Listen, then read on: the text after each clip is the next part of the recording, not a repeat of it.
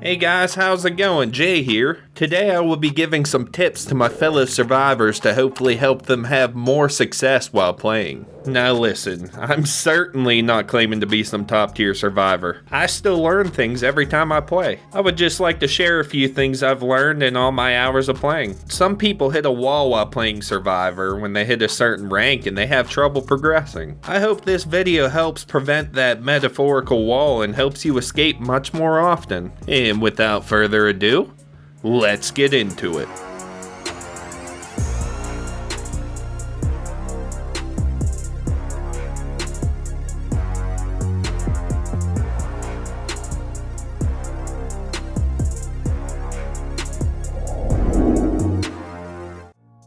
The first tip I have for you is to not limit yourself. What I mean by that is don't limit yourself to one designated role. For example, just because you have borrowed time doesn't mean you should play hero and just run around unhooking everyone. Likewise, you shouldn't just do gens and allow people to die on the hook 20 meters away because, hey, I'm doing the objective. I've seen this a lot while solo queuing where people do one specific thing and don't help out in the other facets of the game. This is a game that revolves around teamwork. If a survivor doesn't carry their weight in all facets of the game, meaning doing generators, healing, unhooking, and chases, it highly hurts the chances for the entire team. Be a jack of all trades. It may be hard at first, but you provide much more value to the team if you contribute in all factors.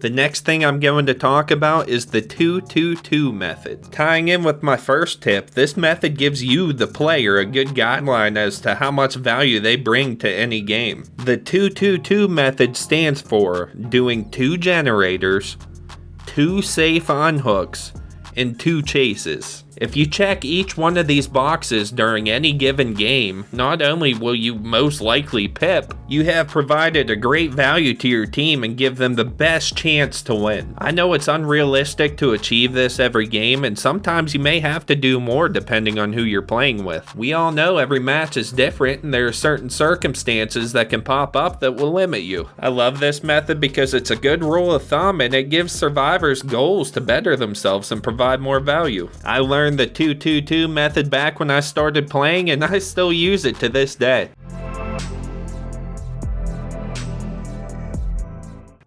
The next thing is just general awareness. While doing a generator, or anything for that matter, you should always be looking around. Staring at a wall or right at the generator is a good way to get grabbed by the killer unexpectedly. Just simply use your camera to your advantage and be aware of your surroundings.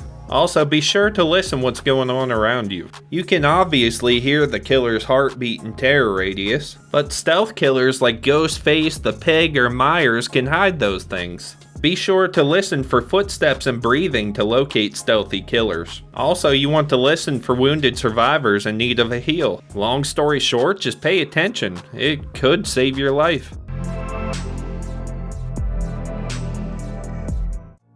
The next thing I'm going to cover is failed skill checks. A lot of the time when I see a survivor fail a skill check, they run away immediately, abandoning what they're doing in fear of the killer. Yeah, the killer gets a notification when you fail a skill check. It doesn't mean you run away and give up on what you're fucking doing. Just stick it out because a lot of the time the killer's preoccupied with something else. I highly recommend just finishing that heal or generator. Just be extra cautious.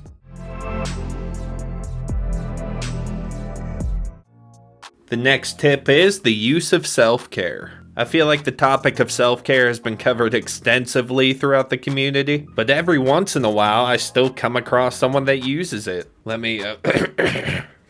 Do not use the perk self-care. A brown medkit or even a teammate can heal you in half the time. Self-care just takes away too much time from important objectives. It's always nice to get a free heal, but you gotta factor in, is it worth the time spent? Plain and simple, my recommendation is to bring in a med kit and a more useful perk.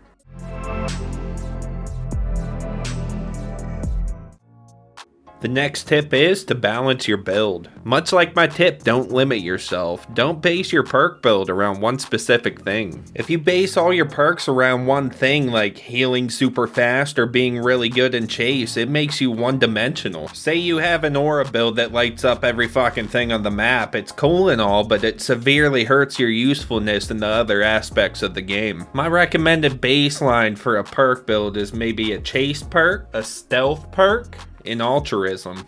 My personal build that I had the most success with is Borrowed Time, We're Gonna Live Forever, Dead Hard, and Iron Will. I know everyone has their own unique playstyle, but do not base your perks all around one thing.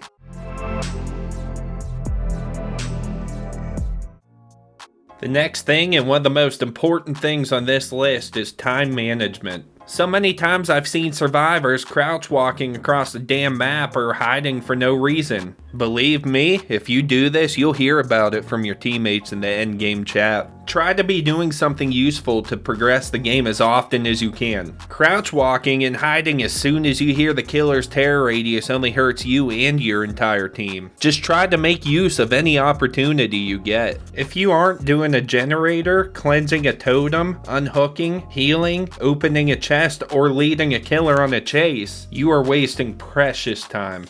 Just don't be that guy that hides the whole time.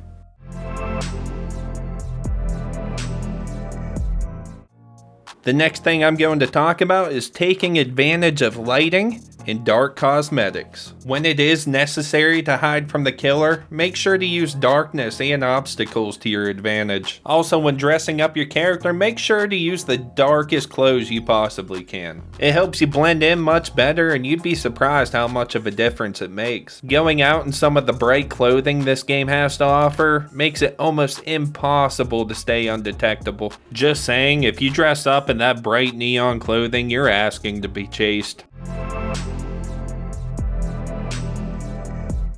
Next, and another very important one, is avoiding a 3-gen situation.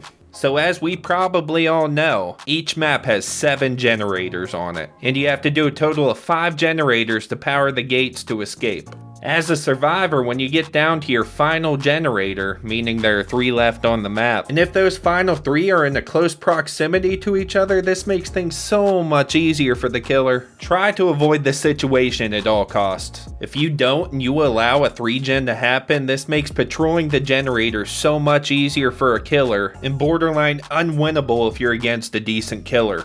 My recommendation for avoiding this is not running to the closest generator after completing the one you're on. Taking a little bit more time and going to find a generator that's farther away can literally save you the game. The next thing I'm going to talk about is totems. Cleanse every single totem you come across. Whether it's a hex totem or just a regular doll totem, get rid of it. The main reason for this is the perk Hex No One Escapes Death, or NOED. When all generators are complete and the exit gates are powered, the Hex NOED transfers to one of the 5 totems across the map. What this perk does for the killer is it exposes every survivor on the map, allowing the killer to insta-down anyone.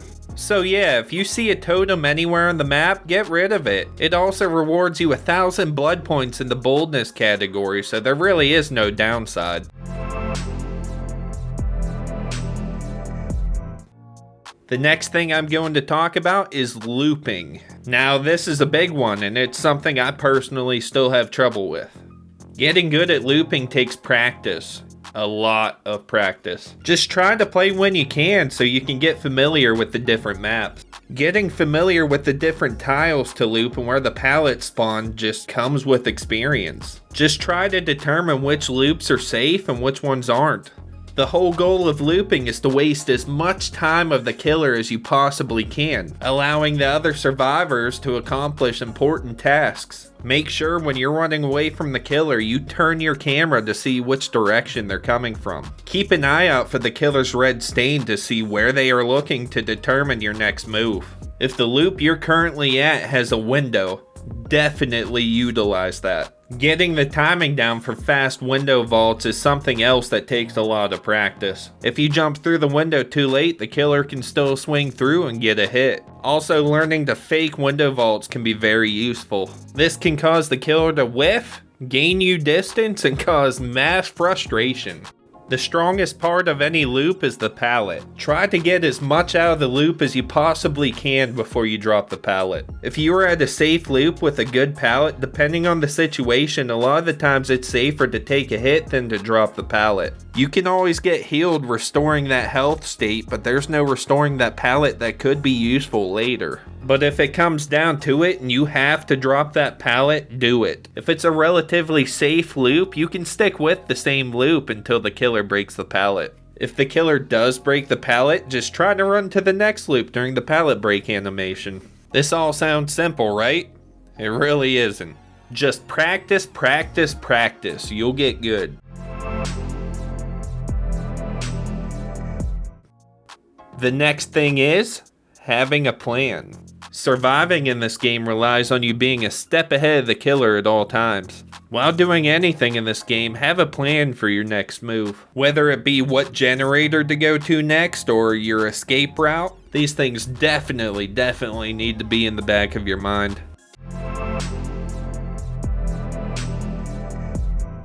The next thing is flashlights. These can be tricky to use at first, but god damn, are they useful. Someone that's pretty good at using a flashlight can literally save you a game. When trying to blind a killer with a flashlight, aim for the neck. For some unknown reason, if you aim at their eyes, it's too high for it to work. When you're about to use your flashlight, use the head of your survivor as a guide. Using the head of your survivor is a good guide as to where the middle of the screen is. To get the most usefulness out of a flashlight, blind the killer during an animation.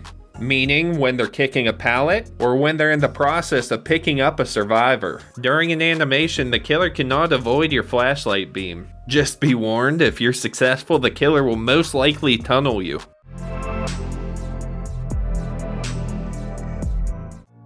Next, and my final tip for this video is playing killer. Sounds weird, right? Playing killer to get better at survivor. But you can actually get some valuable information while doing so. Learning a certain killer's strengths and weaknesses can really help you out. Also, absolutely getting dicked on by survivors can give you some useful information and good tips. Just knowing how this game works from both sides can be highly beneficial. So yeah, give it a go. I promise you it will make you a better survivor in the long run.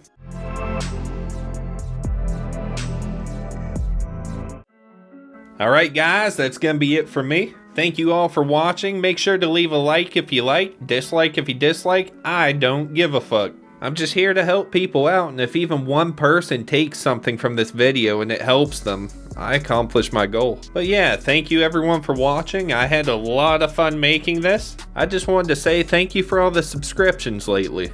You guys helped me reach that magic number and my life is now complete. I hope you all have a great rest of your day. Peace.